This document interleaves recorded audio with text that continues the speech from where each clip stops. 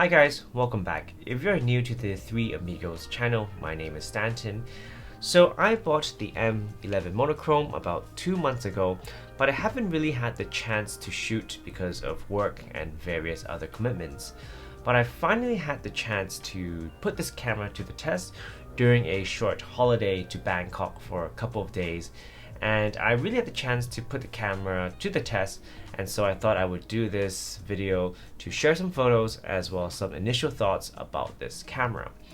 Now, if you've watched some of the previous videos on the channel, I've had the privilege to try many of the different Leica digital and monochrome cameras, including the M9, M9M, M10, M240, M246, M10M, M10R. So I'm happy to share whether or not this camera is really worth an upgrade and what are some of the differences which I appreciate and don't really enjoy that much as well. Now, first of all, let's talk about the sensor. Now, this camera is a low light monster.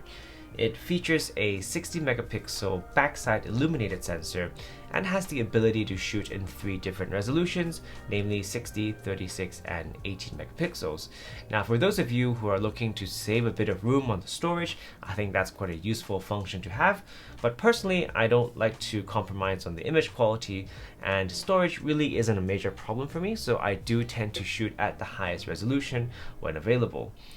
Now, one thing that really stands out to me is how incredible this camera performs in low light situations. Now, this camera has a base ISO of 125 and it goes up all the way to 200,000. Now, I believe on using this camera, I think usable photos are up to 50,000.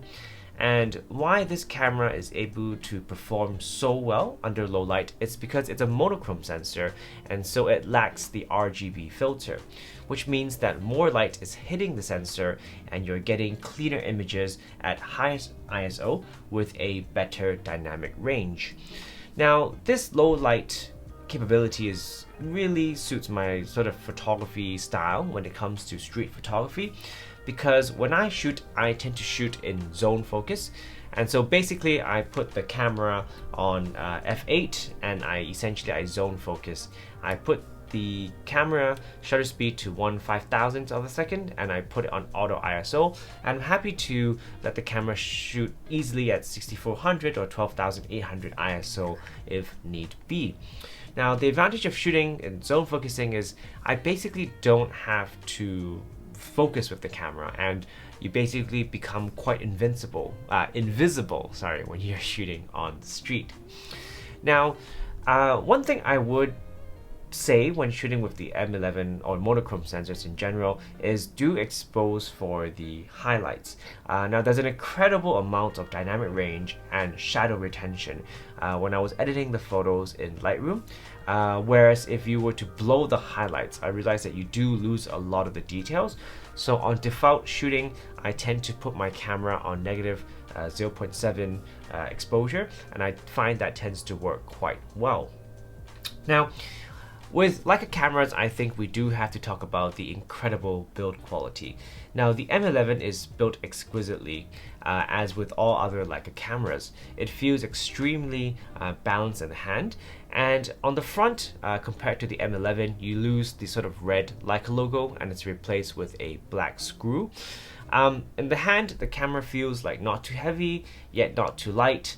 And you know, with Leica cameras, you're really getting a guarantee that it's manufactured with very high quality standards.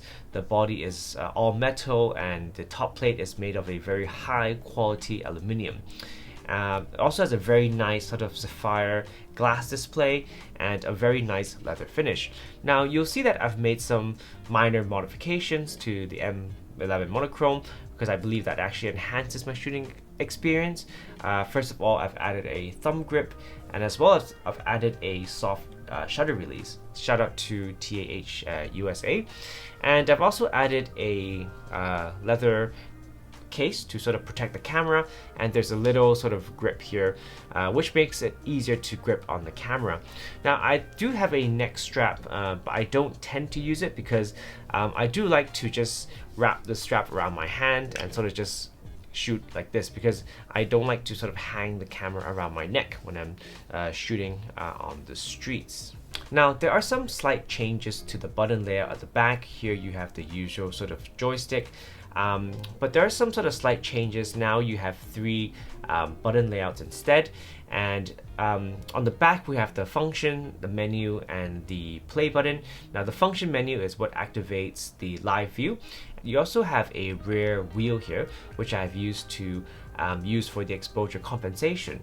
And comparing it to the previous cameras, you can actually also click the back wheel, and that also activates another function as well. Now there is another sort of customizable function over the top next to the shutter, and that's the button that I use for the focus peaking. Now, one upgrade that I really enjoy about this camera while shooting is the use of the electronic shutter. Now, the previous M10s could shoot up to 1/4000th of a second, which is usable in most situations, but being able to shoot up to 1/16,000th is definitely a added welcome, because with the Leica glass, if you're shooting with the Sumiluxes or the Noctilux and you really want to make use of that large aperture and the shallow depth of field in broad daylight, then you do benefit from having to use the electronic shutter and not having to use additional ND filters. Now, do mind that when you are shooting with the electronic shutter, you tend not to use it for very fast moving subjects, otherwise you will get some banding in the photos. Now, there are some also other very noticeable upgrades to the hardware of this camera. First thing for me was definitely the battery life. Now, the battery life is significantly improved compared to the older models, and out of the 4 days of shooting, I actually only had to charge my camera once during those 4 days. Whereas when I was shooting with the previous generations, with the M10 and the M9, I actually had to carry 2 to 3 spare batteries with me during a day's shoot.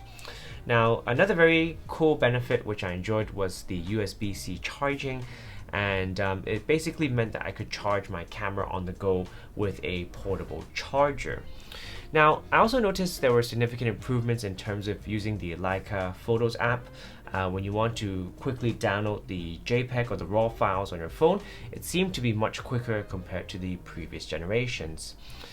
The internal storage is also a very welcome benefit.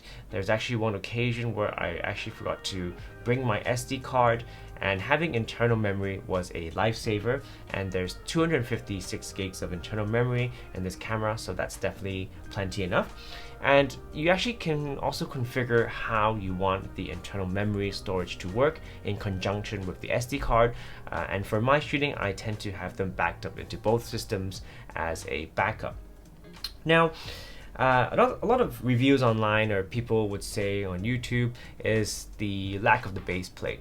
Now, the base plate, you can sort of say, was one of the quintessential identities of the Leica M, and myself, I personally thought that I would miss the base plate a lot, but I actually do quite enjoy this new design with the quick release of the battery as well as the SD card, and I actually don't miss the base plate as much as I thought I would.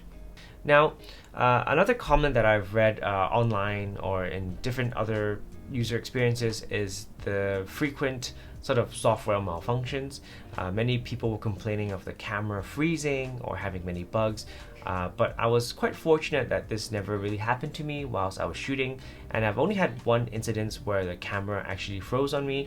All I had to do was just remove the battery and reset the camera, and it was good to shoot. So hopefully this is something that has been, repaired or fixed in recent software updates or later camera releases. Overall, I definitely have very good first impressions of the M11 monochrome.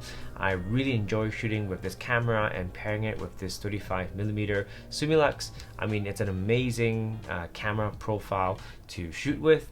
I would say overall the upgrades are quite minor if you're comparing it to the M10 system, and if you're already shooting with the M10 monochrome, I would arguably say that it may not be worth the upgrade, and I think the M10 monochrome to me was already the perfect camera at the time. But if you are looking for the best monochrome Leica M camera in the market, then I think this camera is definitely for you. So guys, I hope you enjoyed this video. Let me know if you guys have any questions or comments down in the comment section below, and I hope to see you guys soon.